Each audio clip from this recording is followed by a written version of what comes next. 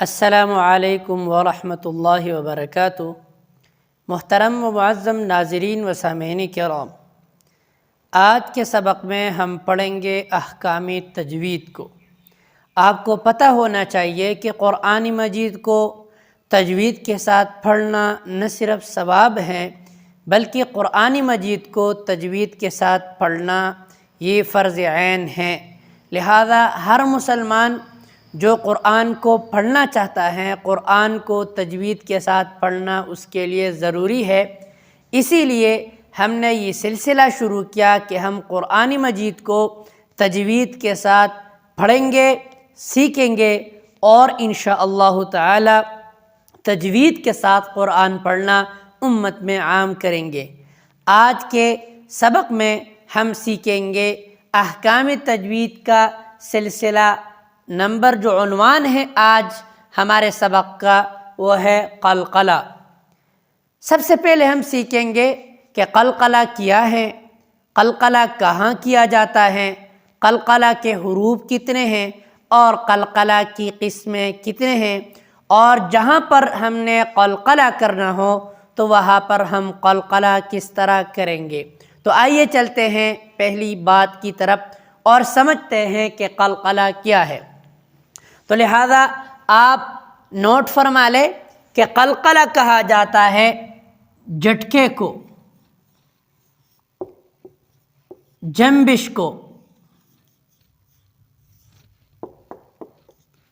جہاں پر ہم جنبش پیدا کریں گے آواز میں یا تھوڑا سا جھٹکا دیں گے اس کو کہتے ہیں قلقلہ۔ قلقلہ آواز میں جنبش پیدا کرنے کو یا آواز کو جھٹکا دینے کو قلقلہ کہتے ہیں۔ اور ابھی قلقلہ کے حروف کتنے ہیں؟ تو قلقلہ کے حروف ہے 5۔ یہ 5 حروف قلقلہ کے ہیں۔ کون کون سے حروف ہیں؟ تو 5 حروف ہیں۔ نمبر 1 قاف، قا، با، جیم اور دال۔ اس کا خلاصہ بھی آپ نوٹ فرما سکتے ہیں۔ اس کا مختصر یہ ہے قطبوجدین، قاف قافش قط بوجدین۔ تو اگر آپ نے یہ نوٹ کیا تو انشاءاللہ تعالی حروف قلقلہ آپ کبھی بھی نہیں بھولیں گے۔ لہذا اس مختصر لفظ کو قطبوجدین اس کو اپنے پاس نوٹ فرما لیں۔ قلقلہ والے حروف پڑھنے میں کبھی آپ کو کنفیوژن نہیں ہوگی اور کبھی آپ بھولیں گے نہیں۔ اچھا آگے چلتے ہیں، قلقلہ کی اقسام کتنی ہیں اور اقسام کے بعد ہم پڑھیں گے قلقلہ کس طرح کیا جاتا ہے، اس کی مثالیں کیا ہیں۔ تو لہذا قلقلہ کی قسمیں ہیں، 2 قسمیں ہیں۔ ایک کو کہا جاتا ہے قلقلہ صغریٰ، قلقلہ صغریٰ، اور ایک کو کہا جاتا ہے قلقلہ کبریٰ۔ قلقلہ صغریٰ اور قلقلہ کبریٰ۔ قلقلہ صغریٰ کیا ہے، قلقلہ کبریٰ کس کو کہتے ہیں؟ تو لہذا آپ سمجھ لیجئے، دیکھیے اگر قلقلے والے حروف کلمے کے درمیان میں آ جائے، لفظ کے درمیان میں آ جائے تو اس کو کہتے ہیں قلقلہ صغریٰ۔ مثال کے طور پر میں مثال آپ کو دوں گا، بات سمجھ میں آ جائے گی۔ یجعل، یجعل، ابھی دیکھیے جیم حروف قلقلہ میں سے ہیں اور یہ درمیان میں آیا ہوا ہے، تو لہذا یہاں پر ہم قلقلہ کرتے ہیں، اور چونکہ یہ درمیان میں آیا ہوا ہے اسی لیے اس کو کہتے ہیں قلقلہ صغریٰ۔ لیکن اگر آخر میں آ جائے اور اس پر ہم وقف کریں تو اس کو کہتے ہیں قلقلہ کبریٰ۔ قلقلہ کبریٰ کی مثال کیا ہے؟ اعوذ برب الفلق، فلق، دیکھیے فلق یہاں پر قوف ہے اور قوف ساکن ہے اور یہ اخیر میں آیا ہوا ہے اور اس پر ہم وقف کرتے ہیں تو اس کو کہتے ہیں قلقلہ کبریٰ۔ ابھی قلقلہ ہم کب کریں گے تو ابھی اس بات کو سمجھنے کی کوشش کریں۔ امید ہے یہاں تک آپ سمجھ گئے ہوں گے قلقلہ کی تعریف کیا ہے، حروف قلقلہ کتنے ہیں، قلقلہ کی اقسام کتنی ہیں۔ ابھی آگے چلتے ہیں، قلقلہ کب کیا جاتا ہے، قلقلہ کرنے کا طریقہ کیا ہے اور قرآن مجید سے اس کی مثالیں کیا ہیں۔ تو لہذا آئیے اس کی طرف چلتے ہیں۔ تو سب سے پہلی بات جو ہم سمجھیں گے وہ یہ ہے کہ قلقلہ کب کیا جاتا ہے؟ قلقلہ کب کیا جاتا ہے؟ حروف قلقلہ تو آپ سمجھ گئے۔ قلقلہ پیارو، قلقلہ کا وقت ہم یہ کہیں گے قلقلہ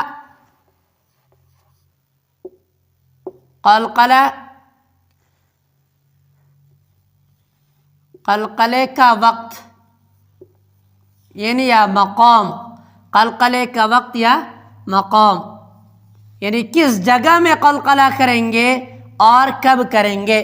تو لہذا آپ خوب سمجھنے کی کوشش کریں۔ جب یہ 5 حروف ہم نے ابھی پڑھا نا، قاف، قا، با، جیم، دال، یہ 5 حروف اگر ساکن ہو، ساکن کا کیا مطلب ہے؟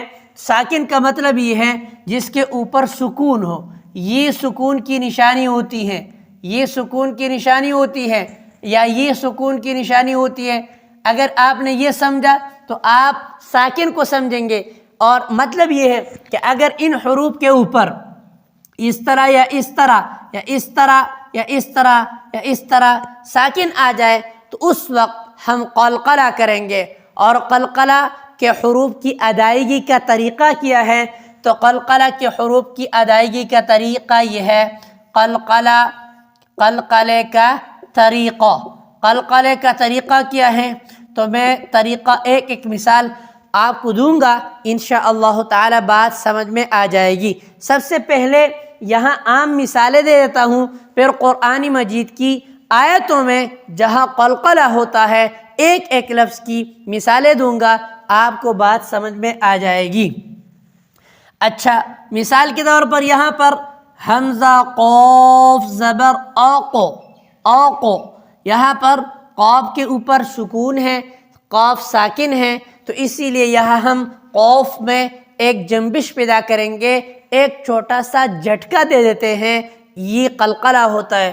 حمزہ قاف زبر آقو، اسی طرح حمزہ طا زبر آقو، اسی طرح آقو، تو طا میں آپ نے دیکھا میں نے چھوٹا سا جھٹکا دیا، اسی کو قلقلہ کہتے ہیں۔ اور اسی طرح حمزہ با زبر اب، تو گویا کہ اب میں ہم نے ایک جنبش سے پیدا کی، یہی قلقلہ ہے۔ اور اسی طرح حمزہ جیم زبر اج اور حمزہ دال زبر اد، یہی قلقلہ ہے۔ امید ہے یہاں تک آپ سمجھ گئے ہوں گے۔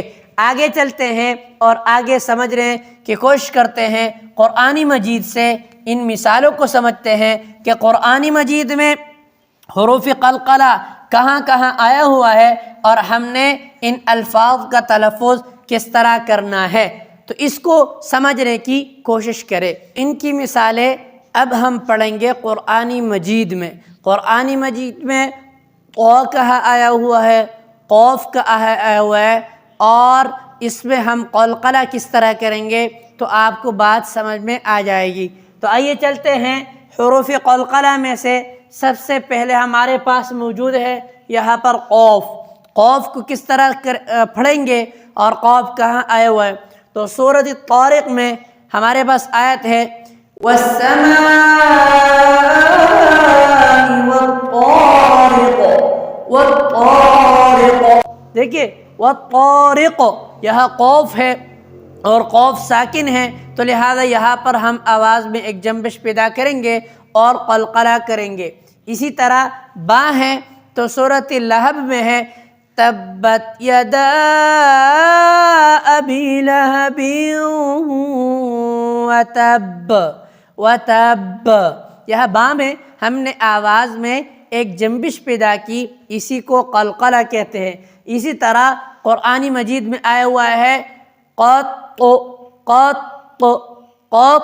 یہاں پر جب ہم وقف کریں گے تو قا ساکن ہوگا اور یہاں پر قلقلہ کریں گے، یعنی آواز میں ایک جنبش پیدا کریں گے۔ اسی طرح قرآن مجید میں آیا ہوا ہے یجعل لہ مخرجا، یجعل لہ مخرجا، یج، یا جیم زبر یج، تو جیم ساکن ہے، اسی لیے یہاں پر بر ہم قلقلہ کریں گے اور آواز میں ایک جنبش پیدا کریں گے۔ اسی طرح قد افلح المؤمنون، قد افلح المؤمنون، قد، قوف دال زبر قد، تو یہاں دال ساکن ہے تو لہذا یہاں پر بھی ہم آواز میں جنبش پیدا کریں گے اور قلقلہ کریں گے۔